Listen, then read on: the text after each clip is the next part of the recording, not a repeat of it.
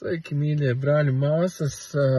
Vēlējos pastāstīt brīnišķīgu vēstu, priecīgu vēstu, to, ka Latvijā, Rīgā no 3. līdz 5. oktobrim notiks ļoti īpaša un brīnišķīga konference ar mācītāju Andreju Šapovālu un Krisu Volotonu. H2O konferenču zālē varat iegooglēt, kur tas atrodas, drīz būs arī banneri izlikti. Un es ticu, ka tas būs ļoti īpašs laiks Rīgai, Latvijai, gan visai, es domāju, arī pat Baltijai. Tāpēc man ir liels lūgums, mēs šobrīd vācam finanses, lai varētu iegādāties avio biļetes priekš mācītāja Andreja Šapovāla, un mums tur, kā parasti vajadzīgi, ir kaut kur līdz 2000 eiro.